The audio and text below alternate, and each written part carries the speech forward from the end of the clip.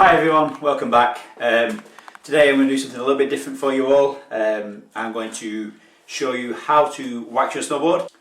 I take pride in how well I wax my board. On my recent trip to the Alps, I would say my board was the fastest it's ever been. It takes a battering. Recent years, snowfall, where I tend to be, which has been France and Andorra, snowfall's not been great, and I was a bit precious about my board. I didn't want to scratch it, I didn't want any marks on it, and I was like, well, I'm just sticking to the piece, I'm not attempting anything else. But then I figured I'm not getting enough out of riding, so I thought, you know what, let's send it, see what happens. Worst case scenario, I'll get a gash in my board. I mean, obviously there are even worse case scenarios, but I thought, for the sake of it, I want to get the most out of riding. So if there are a few bare patches of snow, I'll try and avoid them, but I'll take the risk of catching a rock or two, tree roots and what have you. And as a result of that, my board, it takes a battering, and I mean, it was in really good condition last month, but I'm pulling bits of base off with my fingers here. I don't know if you'll be able to see this or not, but that shouldn't be happening. So I'm just going to take a look at what we can do, how we can fix it up, and how we can keep you riding as good as your board is meant to be. First, what I'd like to do is just give you a quick run through the tools that you'll need before even getting started on the board. Ideally, you'll want either some old clothes or an apron of some kind, dead handy for putting your tools in, but protecting your clothes from the wax and the shavings that may come off when you're sharpening your edges. This is a really good heavy duty canvas one, and I say really good, it came from Temu for, I think it was like £3 or something like that. Consider the height that you're going to be working at. You don't want your worktop too low or on the floor, because you're going to be bent over to get to it, and you don't want it too high because then you're going to have a lot of stuff in your arms. You kind of want it sort of just below waist height. Once you've gone there, you're then going to have a stand on top of here, and your board's going to be even higher. But you want to be able to push down on that board when you're doing the scraping, and you want to be above it when you're doing all the detail work. So make sure you pick a suitable height that's not going to give you fatigue in your back and your arms, and give you maximum downward pressure when you need it. So you want some kind of a decent stand for your snowboard to sit on. You can pick these up reasonably cheap. I made my own once as a short-term fix, and it turned out they're alright. Literally just that, with a piece of pipe foam on top. My board will sit on there, no problems. You may need to clamp them down, so what I tend to do is take a couple of clamps and fix them onto my kitchen worktop, much to the delight of my other half.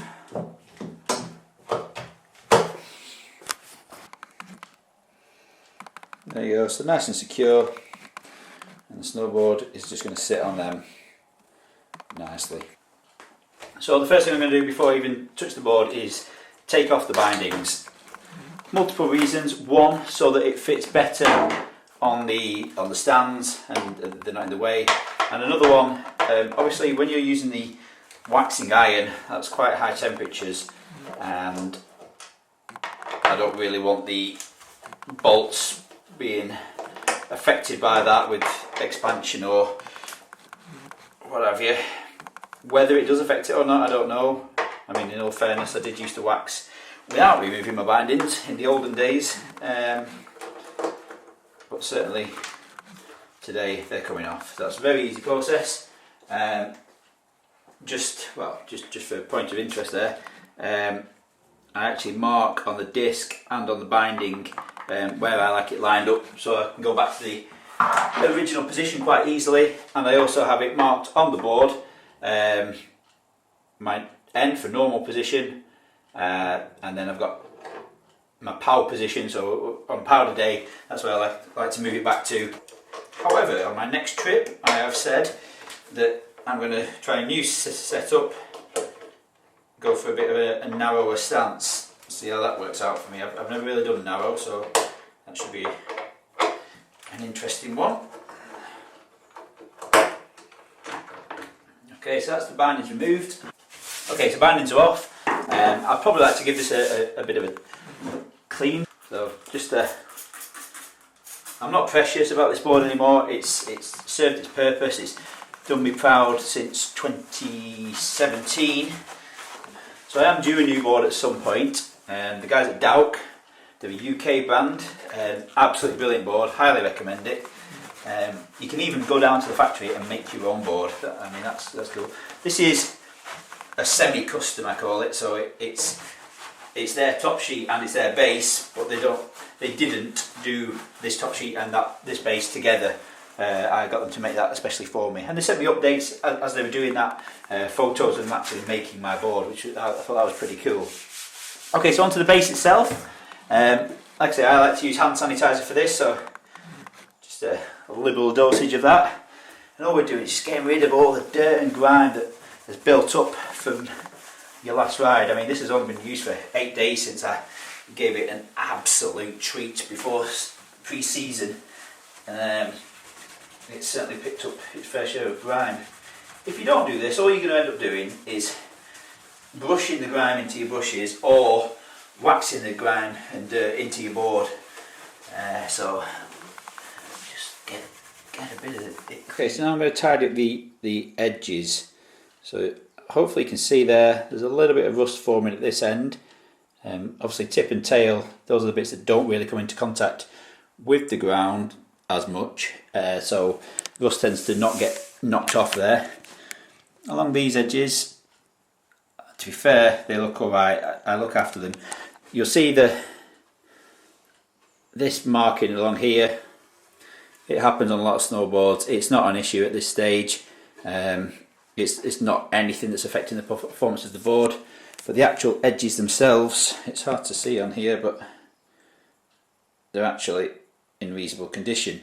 A way to test your edges, there's a bit of rust there, I don't know if you can see that. Yeah, that's a bit of rust. So a way to test your edges, you just use your fingernail and slide it down, and if you get these little shavings, hopefully you can see on there, and we know we've got it nice and sharp.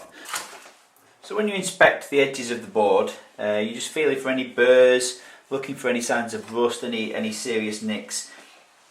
There's nothing on this board. I've checked and I can't find any to demonstrate. I'm certainly not going to injure it just on purpose, but just where you do get like a little patch of rust, all you do, take a little bit of sandpaper and it'll just file it off, making sure not to file the base itself, just the edges. That rust, it's only very light surface rust. Same as if there's any nicks or anything that's outstandingly sharp, any burrs on there, you can just take your file and be careful not to round off the edges, so you don't want an angle across the edge. You want it almost flat to the board in whichever direction it is, and you're just going to file it off and you'll take out the nicks quite easy that way. So once you're happy that you've dealt with any issues on the edges, what you're going to do then is you're going to go on to sharpening them. I've checked all along here and I've done the test, and to be fair, that they're reasonably sharp all round, that they're not blunted from elastic at all. So you take your edge sharpening tool, this is the mini one from Dakine. You'll have an arrow on the file itself. It's just a little file, it comes with two in the pack. You have an arrow on the file to tell you direction travel, so that arrow's pointing that way, so direction of travel from the tip to the tail, from the nose to the tail. We hold it like a knuckle duster, so you've got the finger grooves and then the rest in the palm of your hand, making sure you've got it the right way around for the arrow. And all you do, just place it onto the board and you just slide it along, gentle passes. So you want to inspect the board for any damage that might have been caused. Like I was saying before, I'm a little bit less wary of rocks and things now, and I'll take the risk of getting a gash. So you get things like this happening. Hopefully you can see this. Dial this down. See just here. So there's a good old gash there. There are a few little nicks on here. Maybe that one needs addressing with ptex. As it stands, this will see me for my next trip, no problem. I'm just going to stick a little bit of ptex in here. Okay, so the first thing I'm going to want to do is I'm going to want to get rid of this little tail that it's produced there, just a bit of the board. Get rid of that. Just make sure it's flat. So I like to use a long Stanley knife so I can actually get it flat on the board without gouging into it.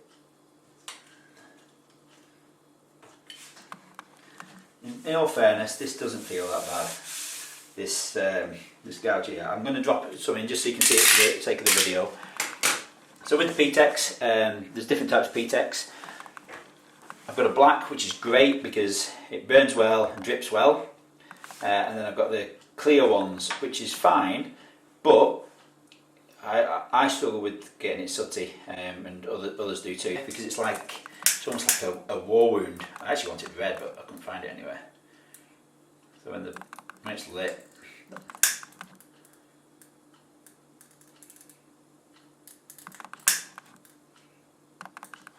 what you don't want to do is drip it on your finger. See how fast it drips there? So just look for the gash that I'm trying to fill. I've lost it, there it is.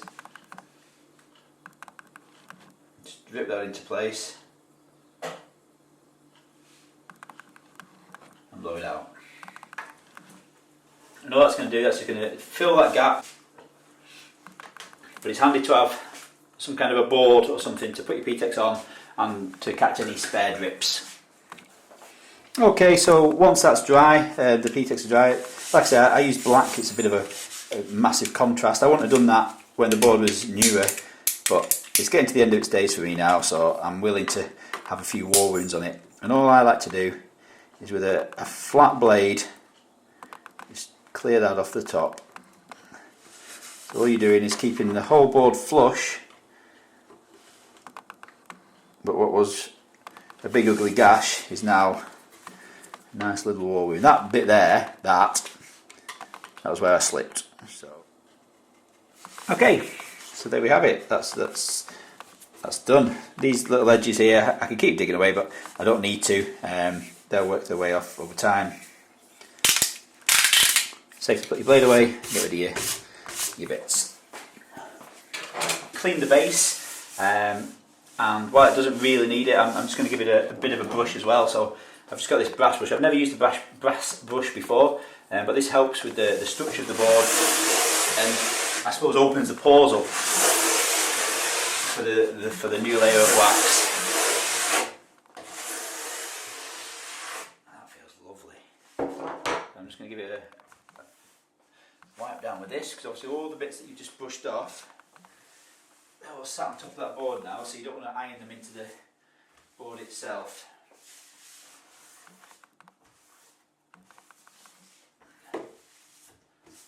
Now you could even go with the nylon brush at this point. I've always used nylon, but I use it post-wax. Give it a go. Always go from top to tail, from tip to tail, nose to tail. Always go in that motion. You don't want to go against the grain. You want to go the way that your board's predominantly going to ride. Obviously, if like me you ride a lot of switch, it's going to go in both directions, but ultimately this is the front of my board. Okay, so that's brushed, and now we're ready to give it a layer of wax. So before I wax, I'm just going to clean up this work surface, because I like to keep my the wax that I scrape off. I like to keep it. I use it for my scented candle burners, or whatever you call them, wax melt things. It burns really nice. But when you sharpen the edge of your board, you do get fine metal shavings that come off. So if you're doing it in the kitchen like I am, you really need to make sure you clean down afterwards. So I've plugged in my waxing iron.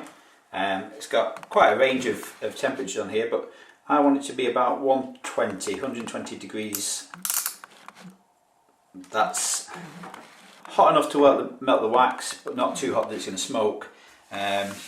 Also, different waxes have different melting temperatures.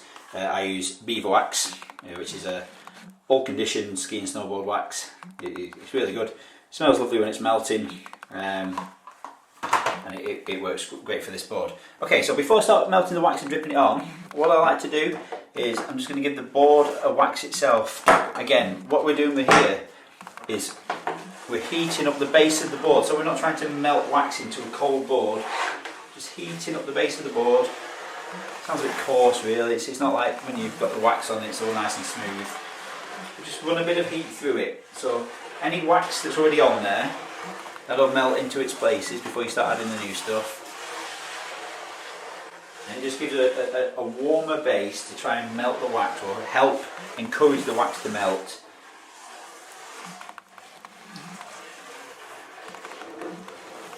I've got my light on the iron now, so we know it's up to temperature. Okay, so now we're ready to start applying the wax. So the way we do it, we're going to take the wax, probably with a corner, we're going to place it on the iron. Think about where the wax is going to drip. So I usually want it to drip off the bottom corner of the iron, if I can do it that way. So it's going to melt there, you see it's running down, and it'll just drip onto the board. There we go. So all I need to do now is just work my way along. I'm just dripping it. Nice even spread. We're not completely saturating it. I'm working my way down, keeping an eye out for any dry spots on the board, probably focus on them more. And once you've done that, just take the iron and just melt that wax. Spread it around all the way to the edges.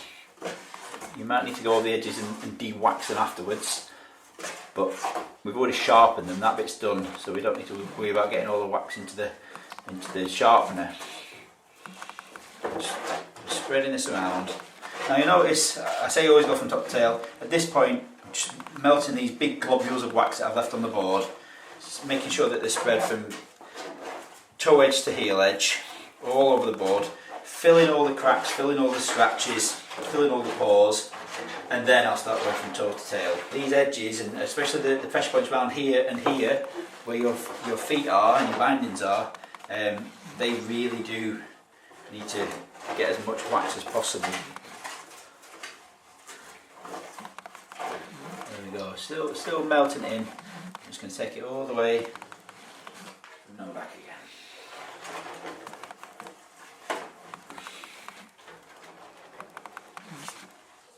Like I say, I've had this board for a few years now and it's absolutely done me proud. And when I used it last month, it was probably the fastest it's ever been. Partly because my riding's so much better, but just looking after it like this, pre-season wax job, end of season wax job, and then in between trips wax jobs. I actually quite like doing it, to be fair, so it's worth it. Okay, that's that done, so bob the iron to one side, unplug it and leave that to go off. Okay, so that's the board fully waxed. It's got a really good layer of wax on it now. I'm going to leave it for at least 30 minutes. So then the next stage is to scrape it off using a scraper. Like that, or like that. And I'll show you how to do that next. Okay, so some time has passed now. We are now fully waxed. This has been sat on the board for over an hour. I was going to leave it overnight, but I've decided I'll do it now. And all we're going to do now is we're going to scrape the wax off. So I've got a couple of scrapers here, just a little pocket one there, well, both pocket I suppose. My Toco one's my best. What you may find sometimes is over time your edges of this will round off and you want them to be sharp. Now a good way to sharpen them, take a piece of flat sandpaper and take a block of wood. So you want your scraper to have nice sharp edges on it, and they will lose it over time and they get covered in wax. So we can clean it off by using a bit of sandpaper. So we take a block of wood, I'm going to use my brush, and we're going to lay this flat on there, on a completely flat surface. So what we need to make sure we avoid any angle on here, because we want to keep the edges of this as straight as possible. So initially what that's doing is taking off the old wax, but it's also giving this a bit of a sharper edge. It's a nice clean edge that's going to be perfect for the scraping. I'm going to do it on both sides because I will use both sides of the scraper. It's just a nice little tip for you. Okay, once that's done, we're going to go back to our board. And remember, everything we do here now is from nose to tail. And what we're doing is we're taking our scraper and we're just scraping the wax off. You see that? All the way down the length of the board. Now you don't necessarily need to do it all in one long pass. I won't, I'm going to do it in sections. Just showing you all the way down, off the edge. Scrape until you can't scrape no more. We're really looking to get all of this off. Now you can see the angle of my scraper now is currently about 45 degrees leaning towards the tail of the board. That works, but it's not as effective at 45 degrees towards the nose of the board. So I'm currently doing it like that just for the purpose of this video. But if I turn it that way, you can really get purchase on them passes. And what we want is to remove every bit of wax. You may wonder why we put wax on to then take it off again. And you can see how much comes off. Why do we put the wax on to take it off again? Well, we put it onto the board to go into the board. It's soaked into the base. All this surface stuff isn't going to do you any favours, especially not if you're looking to get some speed up. So you saw the little spin there on the video.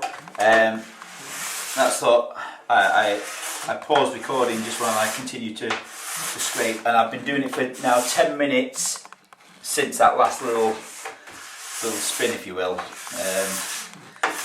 And I'm still getting wax off the board. Now when I first started boarding, I worked a season having no experience, and I actually enjoyed waxing my board. I would do it quite often in the workshop of the hotel I worked in. But while my friends, my colleagues had showed me how to do it, they didn't really give me how much emphasis to put in the scraping. So I was leaving a layer of wax on my board, which I thought was what it needed, but that did not do me any favours. My board was slow and it used to stick to the snow, and sticky snow. There's a little dip there, so the flat scraper hasn't been getting into it. There's still a fair bit of wax in there. It's just where the binding's on the other side, and the bolt holes get pulled up. Just walks the base of the board ever so slightly. Not a lot, but just enough for you to not be able to scrape it. Obviously, as you're scraping the board, it's not just the middle. You've got to think about taking the wax off the edges, because they're nice sharp edges that you've spent time doing. It's no good then giving them a layer of wax. Okay, I'm happy with that. I've been scraping for, well, whatever you've seen me, plus 10 minutes. So that's quite some time. I'd say that's well scraped now. So what we need to do now is we need to brush it. So like before, we do have the option of the brass brush. I've never used this post wax. I mean, I've never used it before anyway. I'm not going to do that now, just because what I do works. So there's no need for me to try something new. But people do use the brass brush after waxing. If you look on some manufacturers, brush manufacturers' websites, they'll talk you through which brushes to use in which order. It makes sense. You use the stiff brush now to get it off, but I'm quite good at my scraping, and I'll just go to my nylon brush now, and I'm just going to continue doing what I've been doing, brushing and brushing. I'll probably give it another scrape again just to double check, but all this is doing is getting in amongst the grain and getting out all those bits of wax that are loose on the surface, really smoothing it down.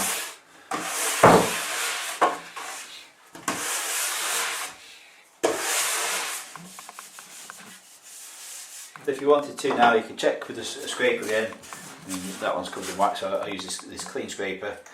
You just give it another run down, see if anything comes up. Nothing. Done a good job of that. Yeah, that's spot on that. So that is one board ready to go.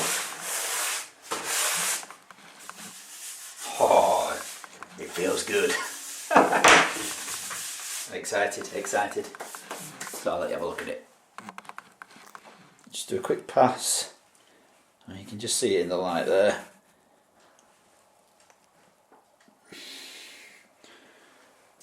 I mean, for its age, it's in bloody good condition.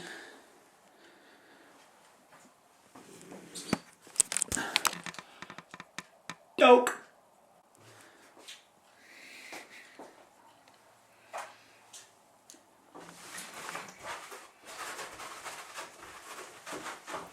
Wax everywhere.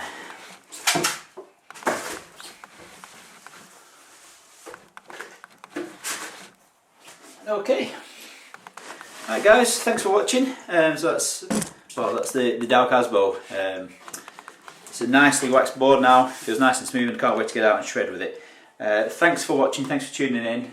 I know this video is a little bit different to normal waxing videos, just with the setup, and it's certainly different to the videos I've done, but hopefully it's giving you an idea how easy it is to do it yourself at home. Any questions, stick them in the comments. I'd love to get engaged. I'll always reply. I appreciate feedback, so feel free to stick that in there as well. Hit the subscribe button. It means a lot to me every time someone does that. I'm trying to grow this YouTube channel from nothing. With limited experience on making videos. When I say limited, I have no experience in making videos, and limited access to snowboard gear, but somehow I seem to have managed to put out all these review videos recently, and they're getting so many views all over the world, and it's phenomenal, and it's down to you guys commenting, sharing, clicking like and hitting subscribe. It means a lot. Thanks for watching, and tune in for the next one, which will be the Nidecker Supermatics going on this board. Nice one. Cheers guys, hit subscribe.